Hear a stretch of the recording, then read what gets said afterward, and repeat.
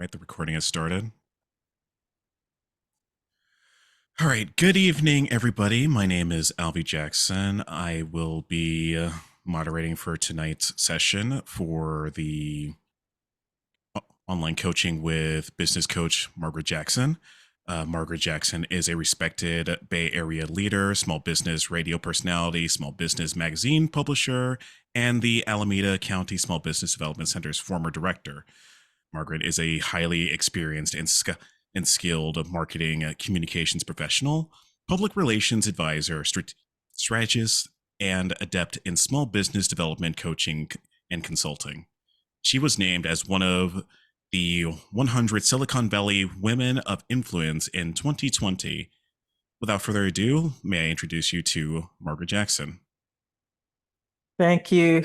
Thank you so much, Albie. I appreciate that great introduction. And we are in the new year. It's 2024. Can you believe it? This is our first monthly coaching call for 2024. We're having and expecting to have a remarkable year. I want you to have a remarkable year.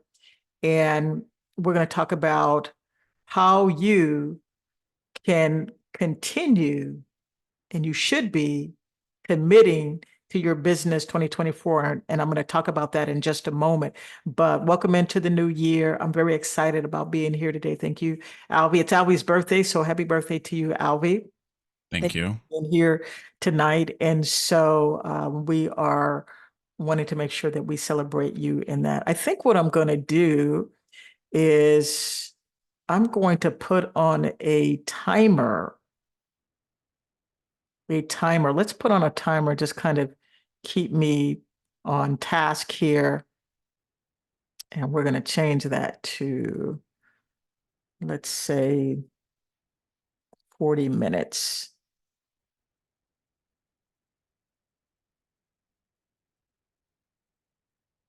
All right, fantastic, fantastic.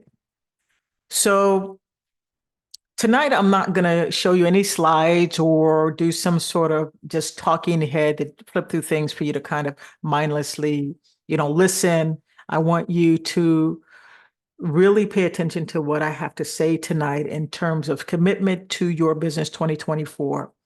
And I want to give you some statistical facts and help you understand and put in perspective what the standards are or what's being said in our stats about small businesses and where they are at. One of the stats that we know for sure, and I'm going to grab up some information here. I'm just kind of, let me grab that off the screen there. The United States, small businesses make up 99.9% of small businesses in the United States. That's a fact, okay? If you are in one of the major big states, give me just a second here, like California, they make up, I'm pulling up some information here, so apologies on the screen. They make up 99.8% of all small businesses in the state. What's interesting about that, in 2023, the average income for small businesses, well, for a small business was $50,934. $50,934, excuse me. That's not a lot of money, guys. That's, in California, it's definitely not the type of revenue you want to bring in. Maybe Ohio, Idaho, some of these states that the cost of living and everything is a little bit lower, but still, that's not a lot of money when you start thinking about your expenses. You're thinking about the paying yourself. With $50,000, you are probably not paying yourself. And I'm going to bring up some additional statistics. I'm going to bring up everything's jumping on that screen. So this is what our calls look like in terms of being live. And we definitely want you to connect with us in the Small Business Fitness Center, ask us questions. But I want to put some things in perspective. I'm going to give you some of these revenues, like the $53,000. 81% of small businesses do not have employees. There's no W-2 employees. They're either doing a solopreneur or they may be using contractors, but there's no employees. And that makes a difference on how you scale and your revenue and what you can actually make. Here's another statistic. Annual revenues for a self-employed business with no employees in the United States is less than the $53,000 I told you about. It's $44,000.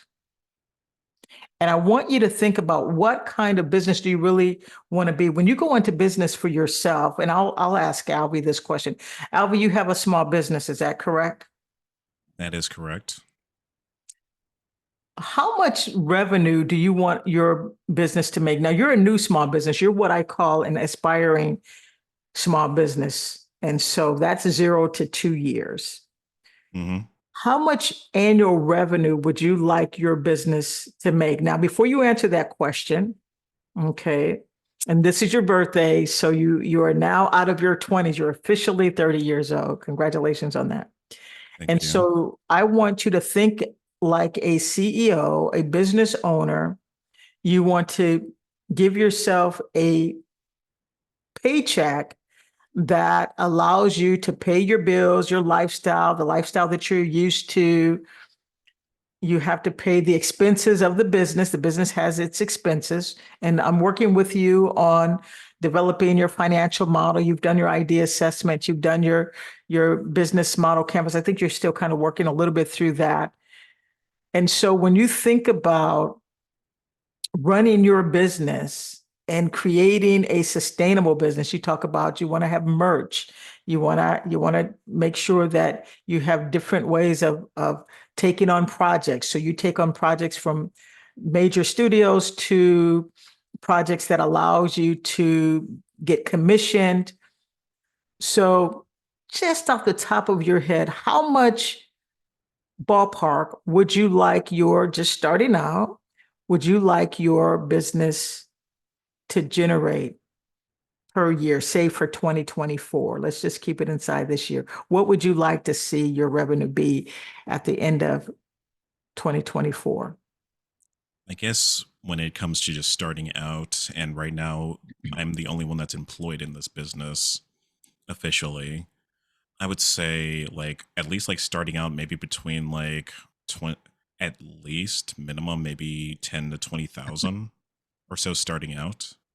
Okay, so you're saying 10 to 20,000 just starting out. Why 10,000? Why 20,000? What do you think is happening? What's happening in your mind? We're going to pick this apart. This is about commitment to your business. So commitment to your business is to create a sustainable income. So we know you can't live off $10,000 and you can't live off $20,000, but give us some information as to why you think it's going to generate maybe 10 or $20,000. Well, for starters, like I said, I am still a startup business as it is. So trying to aim for higher revenue streams, I want to be able to still like, I want to gradually build up towards that. And right now, I want to try to be very realistic in like what is able to be sold and how much revenue that's coming back. And this is not just like commission work and things like that. Like what I want to try to do with my business is having multiple revenue streams, which is coming from things such as commissions, uh, revenue, ad revenue from live streams and podcasts, which I do get, and also merchandise and sponsorships as well. Okay. So Albie's thinking in the right type of direction. Doesn't mean that a startup couldn't make my first startup company many moons ago, more than 20 years ago. I started my business day one with a $40,000 contract. So you can start strong, right? But going slow and steady is smart. And so each one of you all are in different stages of your business, aspiring entrepreneurs, startups. The startup really is 1 to 5 years. I'd like my aspiring entrepreneurs, and so when you hear 1 to 5 years or 1 to 3 years, you'll see in inside our member portal that we have a column now for recommended for. So if you're an aspiring entrepreneur, you're going to see, hey, these are some resources that we think are good for you to take a look at and to learn and to grow and to build your business acumen. And then the startup is 1 to 3 years, can be 5 years. You can still be in startup mode, growing, depending on the type of business you are.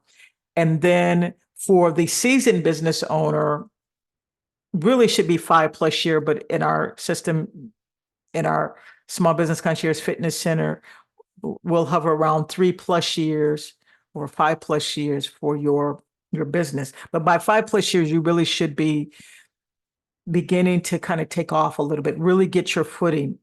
And when I talk about, and I know you're committed, she says, well, coach, I'm already committed. I'm already committed. What do you mean commitment to your business in 2024? Commitment means sometimes small businesses make the mistake of just focusing on customers, getting more customers, getting clients. I want to get more clients. I want to start a business. I want to get more clients. I have a business. I want more clients, more clients, more clients. So all of the things that are happening within your business, you're not taking care of some of those fundamental infrastructural things that need to be worked on all the time, that you need to be building, you need to be developing. It can't just be working in your business. Like I've spent all day working in my business. So I'm talking to customers, I'm talking to clients, I'm building relationships, I have giving back. I give the way that I give back. I give back to the California High Speed Rail Authority. I am on their business advisory committee. I am the chair of their subcommittee of the legislative committee. So I give back. So I'm spending a lot of time that's working in it, that's giving back, that's building my relationships, but I also need to work on it. Like right now, this is working in the business. Me doing this monthly coaching call coming into 2024 is me working in the business. And when I'm done, I still need to work on the business. There's things that I still need to do to continue to move my company forward. So what are things that I do to work on the business? Not only do I work on the business and I get selfish with that, I also work on myself. Where do I need to go in my next level? And I'm looking to scale. We're looking to be in a very specific place at the end of the year. And if you've been listening to my radio shows, I've been talking about having a remarkable year. I don't want to have a remarkable year December 31st. I want to have a remarkable year today, tomorrow, and the next day, and the next day. So the way that you commit to your business, the way that you keep going is that you have to stop. You have to pause. You have to do, for example, the work that I have Alvy doing. And if you don't know that, Alvy is my son. And so I'm working with him in building his business. He also works for Small Business Concierge as a contractor. Now he gives me his invoice. He gets paid like any of the contractors. I'm W-2, so I am an employee of the company. Now we've talked and he wants to be a part-time, and I want him to be a part-time employee of this company. Why? Because he wants to work on his business. He says, great, I'll work part-time for you. And we're looking at says, okay, so when do we want to bring you on as a W-2 employee? So we want to bring you on in March, late March, early April. Well, coach, what needs to happen for that to happen, for him to have the type of position here in this company that he's getting paid his regular paycheck? We use Gusto and we take all of our whatever our taxes are out, that they do everything for us. So what are we creating? We're creating a business system. So when you have a business system, you're able to scale. Now, if you're in technology, technology is an unusual animal. Technology really can kind of skip some things because it's technology, because it might be the next big thing, but eventually they still have to put the infrastructure in. It still has to happen. You cannot get around working on your business. It's impossible. You can't. You work on your business. You're looking at your data, you're looking at your statistics. If you are a more seasoned company, and if you don't have any statistics or data or process flows that you're looking at, or you have not put them in place, that's what you should be doing, is putting those things in place. And for Albie, he's in a different place. So he doesn't need to look at process flows necessarily right now, or data analytics. Are they going to be necessary? Sure, they will down the line. So being committed to your business means that you have to say no to earning income sometimes. Maybe you're not taking on that extra project. Maybe you're shutting down for a day or 3 days to work. You remember in school, when I was in school, they would have these in-service days. And Albie, I don't know, I don't remember, did you have in-service days at school? I think so, maybe in high school or maybe even junior high. And in-service days those were days that the teachers and all of the school workers had to come to school to work on the school system and policies and all of the things that they wanted to bring to improve the school system. But the students didn't have to go to school. It was like a free vacation day. And they might have a 3-day or a 2-day in service. So they're working, that's what they're doing. They're working on the school's business model, business system to improve the structure and improve what's going to improve in instruction and all of the things that happens at school. And so when you're working on your business and you're committed to your business, you may think, but I can't take a day off. I do this, or I can't. You're going to have to either take that time off or work late at night. Sometimes I'm working late at night to work on my business system. Like today's been a very long day. I knew it was going to be a long day. The next couple of days are going to be a long day. It's the end of the month. I'm closing out some things. And so I've really got to make sure that I'm getting everything done as I work in the business. But I get selfish. I work on my business. I work on it, or my commitment to it, to scale, to achieve the goals that I have put in our financial model, to achieve the goals that are on our business model canvas. How do we make money? How do we make money for the organization? Do we need to change anything? Do I need to work on, like when I'm working on my books, I'm working on the business to bring a product and service to market that can benefit you, that can help you, that can, so sometimes you're working on, and it can technically be working in your business when you're creating new products and services, but I like to call it working on it because you're fine tuning, you're trying to make sure that how you have your business structured and set up, you can move things forward. And if you're not doing that, you're not fully committed. You might be fully committed. We're all fully committed in earning money, right? But last year I turned down a major project opportunity that would have made me ridiculous money.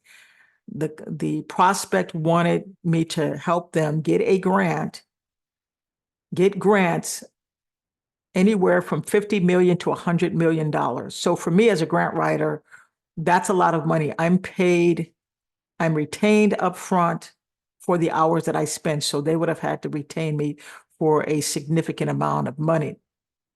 And so, and it would have started somewhere with $25,000, $30,000.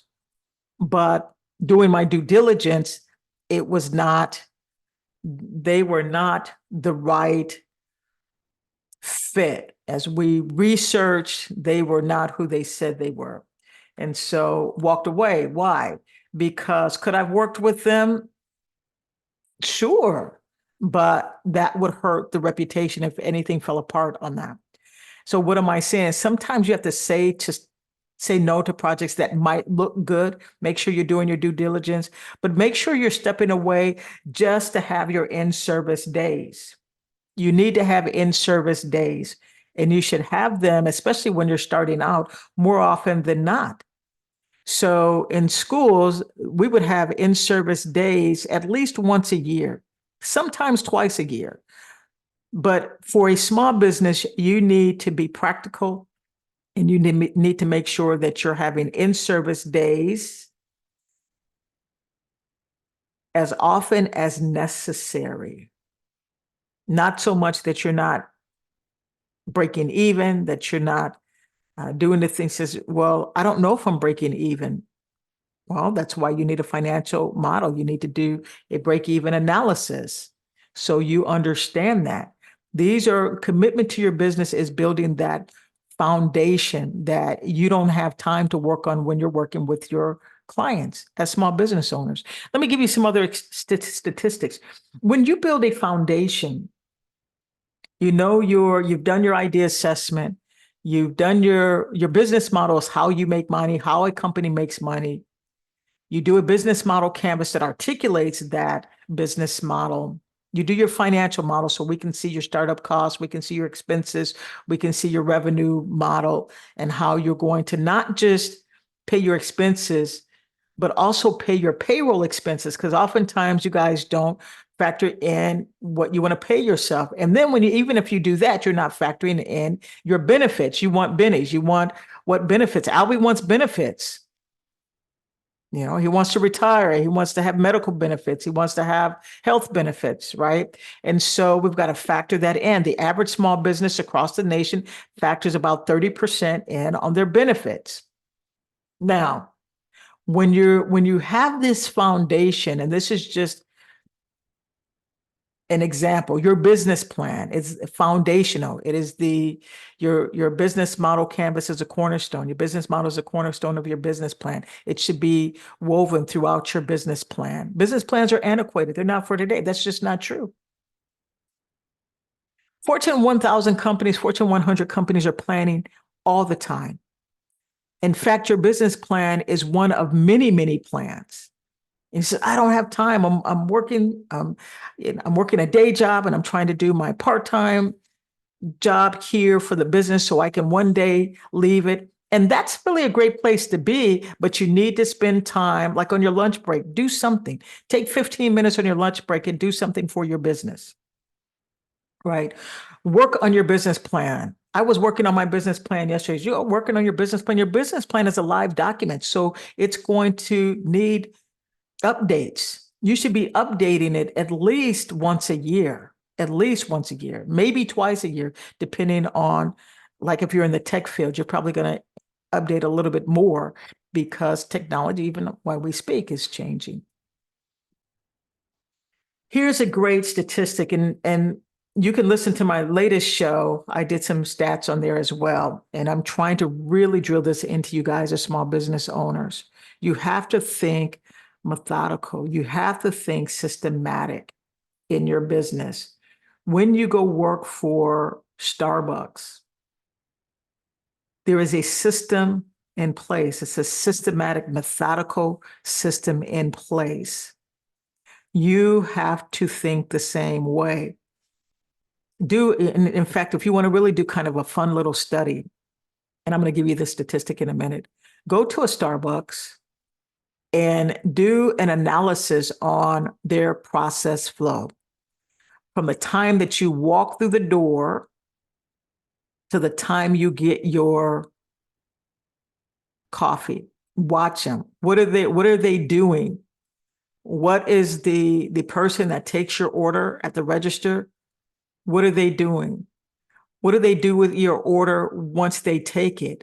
It's passing electronically to a menu, right? That shows orders, right? They have a little screen. What's happening? If you pay close attention, you can look and see all of these different steps that they're taking to get that order to you. And then as they're doing it, by the time when you get your order, how long did it take them to get it to you? Because coffee companies want to get their orders to you like within 3 to 5 minutes. Did it take longer Why did it take longer? What's wrong with their efficiency? So if you are a company that you're making something, you're making sandwiches, or you're creating some sort of order um, process, how long does it take your customer to be satisfied? Because you want satisfied customers. And so I've done this, actually, this exercise that I'm telling you is very fascinating. I've done it going in as a customer and then going through drive-through. And I found that Starbucks is a little slower than they want to be in getting my order. And so where are the inefficiencies at? And so what about their coffee? If coffee has a lifespan, the beans have a lifespan. And if they don't sell enough, they could go bad. So how do you keep them from going bad and not running out? You have to think about that when you're talking about merchandise, when you're talking about sales. How much do you need to have in inventory for your business to move forward? And if you're if you're one of those cottage food businesses and you're making things, then how much can you have on hand? How much fruit do you need to buy if you're making drinks, right? If you're making some sort of,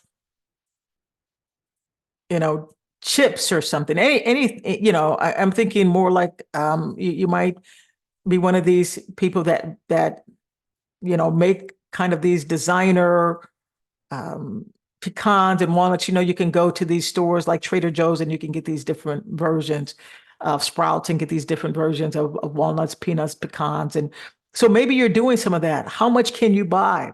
And are you buying retail or wholesale? All of these things are about your foundation. Committing to your business is getting to the root and the bottom of what it takes in all of these processes and how you can be a business. I want to see my businesses that I'm working for, these small businesses, if the average amount is $50,934,000 in terms of what they're earning last year, 2023, the average is 53,000 just overall in terms of the research. I'm just saying 2023 was $50,934,000. The average business in the United States makes $53,000 overall, but just last year it was a little lower than that. Here's a statistic: 1 to 4 employees when you bring people on. And I'm going to include in this. Now they're saying employees. I'm going to include because the contractors can give you a lot of support, which is fantastic. I get a lot of support from my contractors. I get a lot of support from Albie. So I have 3 contractors. Okay. And I have a couple other, our whole team is probably 3, 4, 5, 5 strong. We do have a 6th person, but right now I have them as kind of a consultant, if you will, for some of our other kind of like a C-level in our operations and some other areas. Okay, so 1 to 4 employees has the potential, the capacity, excuse me, a small business to generate $347,000.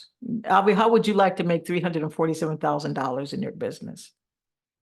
That would be nice. Yes. So as a solopreneur, it's impossible for you to make $347,000 without help and without support. So when you hear things like someone's a self-made, no one's self-made by themselves, there's always support. What I'm saying to you is that if you build a strong system and you want to build steadily, banks do not, it makes them nervous. So if you're a business and you're having these highs and then you have these lows and you have these highs, and it makes them nervous about your stability. And so they want to see kind of some stability and that you don't have these drastic changes in your income. And so that's, you want to think about that. So if we can get you and we can get Alvi growing steadily, and I'm interested in Alvi being a business system versus a self-employed system, because I know a self-employed system is hard work. That means that if he doesn't work and if he sleeps all day, he's not making any money. That's the way it is with self-employed and solopreneurs. You're not making any money. But as soon as you start bringing other people into your business and creating a business system, now you're going to have the luxury of having a little breathing room. And as you grow and you develop and you get to, so really it's you, when you start your business, it's existing. We call it, you're existing. You're not really doing business, you're kind of existing. Now it's different when you're talking about restaurants and franchises. I'm talking about the good old fashioned small business. You're starting it and it's you, and you're working out of your house, you're working out of your home, or restaurants and retailers. You're looking at different scenarios, different types of circumstances, and you're looking at inventory, and you're looking at making sure you want people to come into your restaurant and buy your food. And so you're doing a different level of advertising and work to make sure that you are building that business. And so there's some fundamental things that you put in business. Most restaurants are not going into business. Small business restaurants are not going into business without a business plan. A lot of them will have a business plan. In fact, when they need to get into a office space, or excuse me, a space for their restaurant, when you need space, it is not uncommon for the real estate agent, or not the real estate agent, the property owner, to ask for your business plan or a pitch deck. What are they looking for? They're looking to see whether or not you're a viable business, if you're a good risk. You know what they want? Don't want? They don't want you to come into their location and you can't pay the rent. So they're going to take a look at it, and they're going to ask you some other questions. And so to see whether, and you want to make sure that your zoning is right. And I'm talking about all of these little things about committing to your business in 2024, because everyone's dealing with something different. And if you're lackadaisical about what you really need to do, 5 years from now, you're going to be in the exact same place. And you might be making a little bit more money, but not much. You're going to be like spinning your wheels. Why? Because a lot of businesses, and these statistics can prove it, that small businesses are not making a lot of money. But what's interesting is that they're employing more. They're employing almost half of all employees in the country. That's crazy. And we're 99.9% of all businesses in the country versus large companies. Here's something interesting. I find this a little fascinating. We're going to wrap up here in about 8 minutes. Let me give you, and I want you, again, this is about your commitment. What kind of business do you want to be? Do you want to be that 1 to 4 employees, $347,000 business? 5 to 9 employees is $1.8 million potential of revenue. What am I telling you? That support changes the game for you. Even if you're working with family members, make sure that everyone has something specific that they're working on for the business. So while you're working in the business, like I'm working in the business, Alvi takes care of the back end of the small business concierge member, small business fitness center. He's taking care of that. He's making sure things are getting loaded up. He's making sure that there's new links in there and new resources in there. And we're talking about what's happening with that and how we want to develop and add more content in the Power Pods. And we're going to use, the last 12 years of all of these shows that I've done to pick apart really pieces that's going to help you be committed. So if you are up at 1 o'clock in the morning, you can, this is commitment, you can get up and you can work on your business for an hour. You can listen to some of the recordings, the power pods, the monthly coaching calls to help you. You want to go in the Small Business Fitness Center and you want to work on your business at least 15 minutes, 3 times a week. Be specific on what you want to work with. You don't want to be random. And again, we have recommended for in there. And now with some of the videos and things that I'm doing, I'm giving you homework so you know what to work on. 10 to 19 employees, $2.16 million in revenue potential, annual income. Small businesses that have 20 to 99 employees, they're making about $7.12 million. That could be you. 100 to 499 employees, that's the cap. 499 is the cap for to be a small business. At 500, you're a mid-sized business, by the way. 499, 100 to 499 employees. For the average small business with 100 to 499 employees makes $40.77 million. That's a lot of money, huh, Al? Yes, it Okay, is. so the average small business makes per employee $100,000 in revenue per employee. Per employee. That should just blow your mind. So you should be asking yourself, what do I want to commit to in my business in 2024 to take me from, like Albie says, 10,000 to 20,000? What I'd like to see Albie make this year as a business owner, because he's going to be working for me part-time, I'd like to get him to at least $25,000. If your business can make about $25,000, we're going to look at that and says, okay, there's something there, especially in the service industry. So he's in the service industry. So we're looking at that. That's not too bad. If you're doing some sort of cottage food or doing around $25,000, that's pretty interesting. As a new business, you're an aspiring entrepreneur. That means that there's something going on there, and we can help you kind of bring that in and really build yourself to a business system, not a self-employed system. We want you to not just be localized, we want you to be globalized. So let's leave you with a couple of other statistics. So I know that there's, and I don't want to get into the politics or of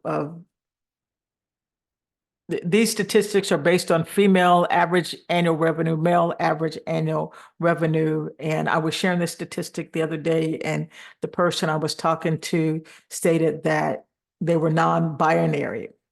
And I wasn't referencing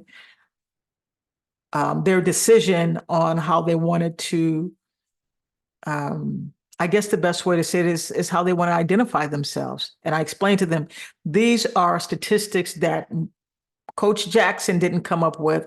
These statistics are based on female business owners and male business owners, number of years in business. Okay.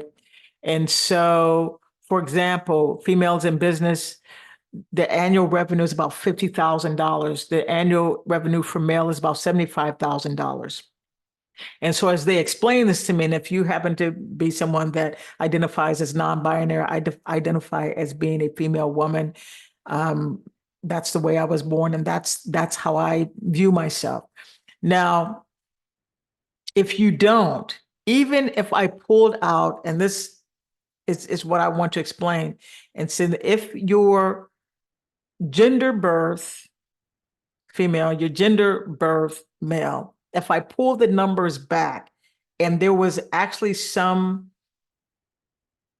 data that separated non-binary and female side gender birth and non-binary male gender birth versus males and versus females, these numbers would still be this dramatic. We're talking about a $25,000 gap in revenue. And that wouldn't change. It just tells us that you need to make sure that when you're looking at data, however you're identifying yourself, it still impacts you. Even if they're not pulling non-binary out, if you look at your gender birth as the base, the statistic is saying this is where you're going to land. And what's crazy is that as you continue in business, the gap just gets wider between female and male. 59,000, 2 years in business, $59,000 for females, 91,000 for males. That just got wider. What happened? 4 years, 68,000 in business, females, and 104,000 for males. That gap just got wider. Why? We want to know, and we want to close those gaps. And you want to take a look at that, and whatever your gender birth is, you're still part of that statistic. They've not pulled that out. So I'm sure that there's people who are in these numbers that feel like they are, and maybe not. I could be wrong. Now we're having different things that you can select. My point is that these statistics are reality out there. And I want you to be more committed than you ever have been for your business. I want you to think. So, for example, Alvy, we want to put you on track to make $25,000 in your business. $10,000 is too low. We want to see if there's some viability there, and we're going to get there because we're already putting the foundation in, right? And so we're going to see, and this is going to go off in a second, so I'm going to cancel that. And so let's target $25,000. And so when we work on your financial model, and we should be, I think you're scheduled to meet with me. He's actually one of my clients as well. When you meet with me, we're going to target that, and we're going to look at how do we get you to $25,000 and working for me part-time. And the two of those will put you in a really strong financial position that you can continue to do what? Live the lifestyle you want to live, right? Does that sound like a good plan? Sounds like a plan.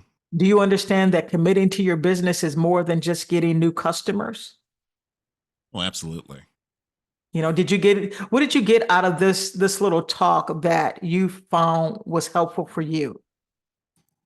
Well, a lot of it kind of mirrors what I kind of want to do with my business, per se. It's like, for example, like being able to have off days where I can take that time to just sort of like develop parts of the business, per se. Like, for example, a lot of it has to do with networking, where I'm actually like taking time out of my day to like develop business cards or advertisements or creating content outside of things like live streaming or other things like that. So I would take like a day where I don't live stream and just work on videos for offline stuff, because over time that will help build out the brand and interest in the public. Okay. So what are some of the things that's great, and you should be thinking that way. So you're trying to prepare to go to market. And so when you're preparing to go to market, we're looking at things like what is your MVP? What is your minimum viable product? What's the product that people are going to buy the most? Because that's the product that's going to help you reach that goal. And so Hmm. when people tell me that everyone can buy anyone, that just tells me they haven't done their homework on their target market. Even though anyone could buy, not anyone's going to buy, not everyone's going to buy. Who buys it? For example, when you're doing your commissions, what does your customer look like? What are their demographics? What do you know about them? And they buy on a regular basis. What can you tell us about their personas?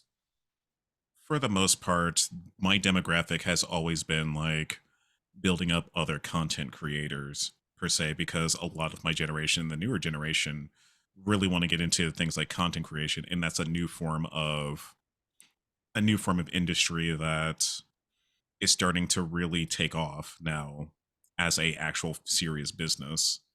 And a lot of people really want to get in on that, and they want to be like the next YouTuber, like the next Mr. Beast or the next Markiplier, or even like the next some of the biggest some of the biggest influencers on the web.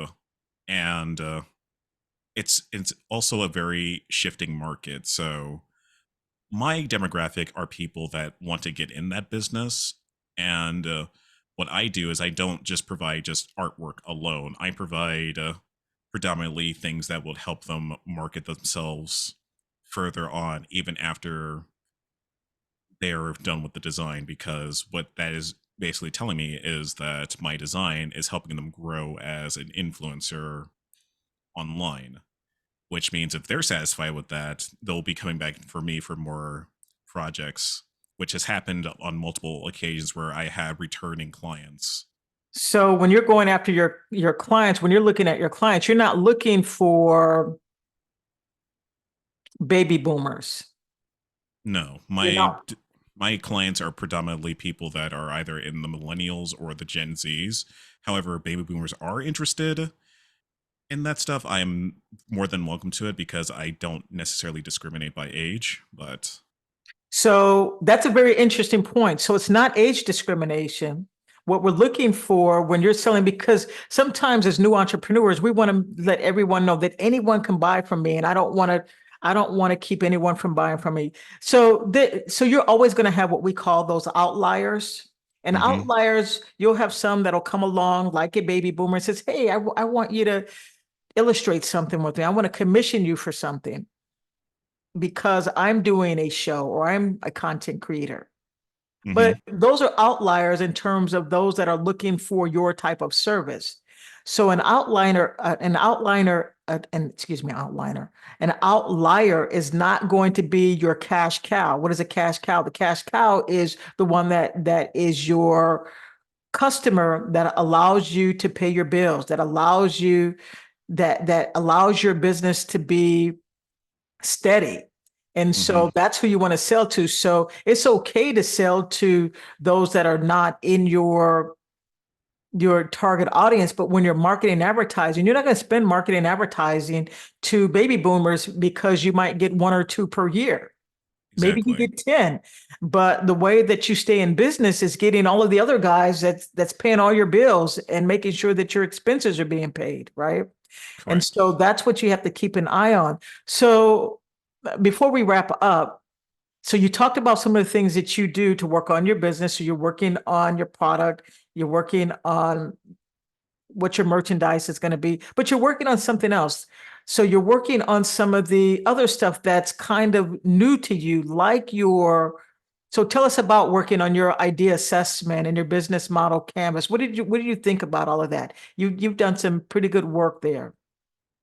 So overall, like I said, my business, I want to have a business model and an idea canvas, mostly because is that I'm still just one person, and being able to do a lot of commissions is great, but I can only do so many in such a short amount of time where I could easily burn myself out, and it has happened in the past.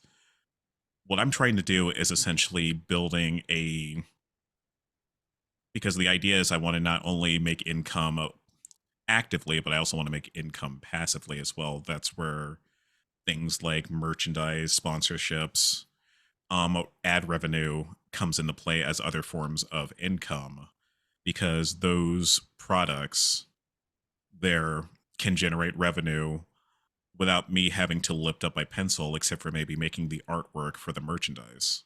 Okay. So would you agree that you're committed? Would you get an agreement with me to commit? Would you commit to making $25,000 this year in your business?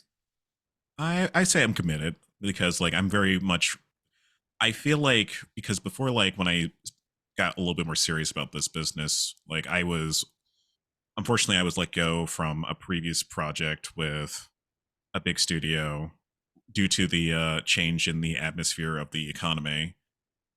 And the reason why I'm trying to do this now is so that when I have like these sort of like in between gaps in working on projects for studios, I can work on my business where it can keep me stable.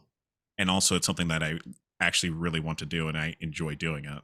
Okay. And so you understand, do you understand that not just working on your merchandise and working on your services, but that infrastructure you have to deal with. So like right Hmm. now, like you said, the idea assessment, the business model canvas, where we're going to start working on your financial model.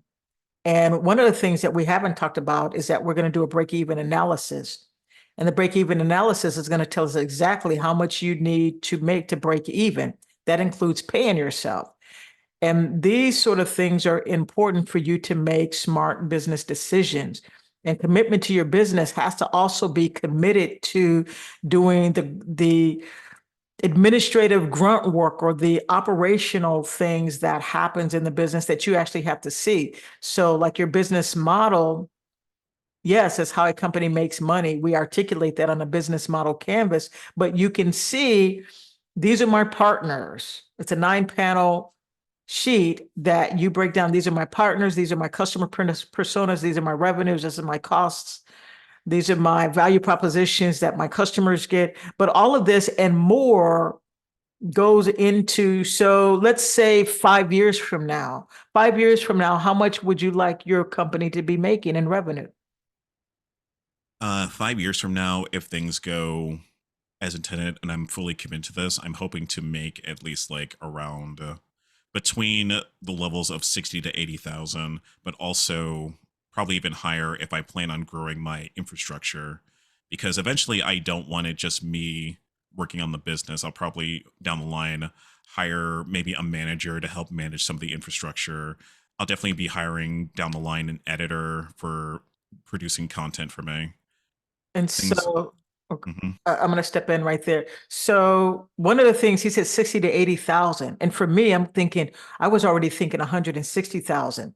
Why? Because I understand how businesses, small businesses can grow and develop. And so if you're going to do some hiring, and even in some of these positions, and what's great now is virtual assistant is really a great place to kind of get some of the support you need if you don't need it all the time. And when you're in a service industry, you have a lot of flexibility on how you can bring people in to kind of mitigate your overhead. And if we're mitigating the overhead, and we've got folks managing things like you're bringing in a bookkeeper to help. So maybe you're using the virtual gurus to do that you can find in our small business fitness center, and learn a little bit about what they have to offer, right? So then you're paying maybe 10 hours a month for bookkeeping, $35 an hour, right? So maybe you're paying $350 versus hiring an employee who could be a bookkeeper, and you're having to pay whatever that part-time hourly hours are. And so, and if they're 30 hours at least, then you're having to look at benefits, but you're definitely going to be looking at workers' comp and stuff. So you have to think about all of these different things. And I think that depending on where you want to take your company, so we're going to start from 2024 to give you a remarkable year. We're going to look at you making $25,000 in your, not in merch, but in your service offerings, and how you can. And so we're going to look at what we're going to be looking at for Albie, for example, is we're going to look at the cost analysis. Is he charging enough? Is he charging too low? Can he bundle things? Can he encourage more buys? And what does that base look like? What does that infrastructure look like? So I can have him strong enough to be able to handle bringing in $25,000. And then what would we do for 2025? And this is just a small example. So if you are a 5+ year old business owner, you should be really well off to making a significant, depending on the industry you are in. Definitely reach out to me in the Small Business Fitness Center, and we can talk more about where you should be. But again, you should be making a significant, you should not be making $53,000 a year. You should be making significantly more if you're 5+ years in business and growing. If not, we need to look at why that is. But that bottom line is commitment.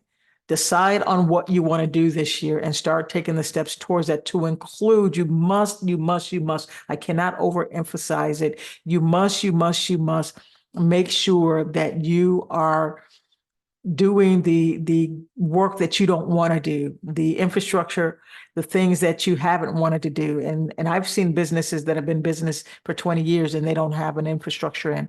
And you know what? They leave money on the table as a result of that because they have not done what they want, what big business has, but big business is doing the stuff that you don't want to do. These Fortune 100 companies are doing the things that you don't want to do. And so if you start doing them to grow and build a really, really strong business, you have to be committed to these other pieces. And it's okay to bring in other people to work these, bring in contractors, bring in, those that you don't have to bring in as an employee, get the support that you need and build, and then continue to grow your company. So that's it for me. I just kind of wanted to give you a little push for 2024. I want you to have a remarkable year, and I want you to do that now.